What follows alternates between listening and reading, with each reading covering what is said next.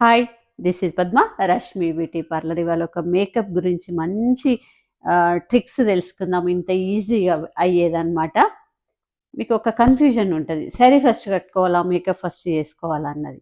ఒకవేళ మీరు మేకప్ ఆర్టిస్ట్‌ని గనుక మాట్లాడుకుంటే అంటే పార్టీస్‌కి, ఫంక్షన్స్‌కి దానికి. మీరు సింపుల్‌గా బయటికెళ్ళడానికి లేకుంటే మీరు ఓన్‌గా రెడీ అవ్వడానికైతే ఈ ట్రిక్స్ మంచిగా పనిచేస్తాయి. మేకప్ ఆర్టిస్ట్ ఉంటే తనే చూసుకుంటది కాబట్టి నో ప్రాబ్లమ్. ఒకవేళ మీరు ఓన్‌గా రెడీ అవ్వాలంటే మాత్రం ఫస్ట్ శారీ కట్టుకోవాలా?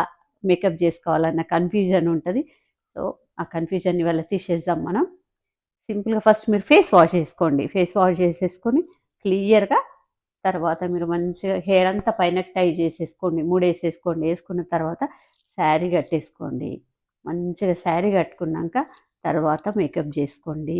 ఎందుకు అనంటే మనం ముందే మేకప్ జేసుకుంటే మనకేమనిపిస్తదంటే చాలా ఎక్కువైపోయింది మేకప్. ఇంత చేసుకుంటామా? ఇంత సెట్ అవ్వదు అన్న ఫీల్ ఒస్తది మనకి.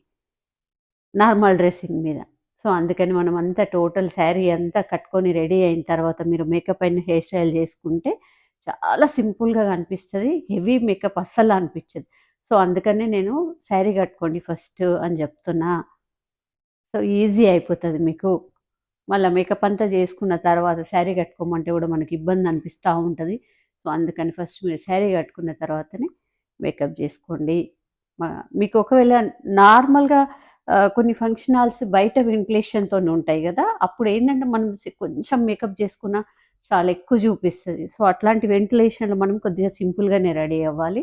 మీకు lighting full AC function halls closed ఉంది, లైటింగ్ ఉంది అనంటే మాత్రం బయట వెంటిలేషన్ లేకుండా ఉంది, లైటింగ్‌లోనే పూర్తి కంప్లీట్ ఉంది అంటే గనుక మీరు మేకప్ ఎక్కువ జేసుకున్నా గూడా నార్మల్‌గా కనిపిస్తది. మనం ఫుల్ మేకప్ జేసుకొని బయట వెళ్తురు నార్మల్ వెంటిలేషన్‌లో ఉంటే గనుక మేకప్ చాలా ఎక్కువ అనిపిస్తది.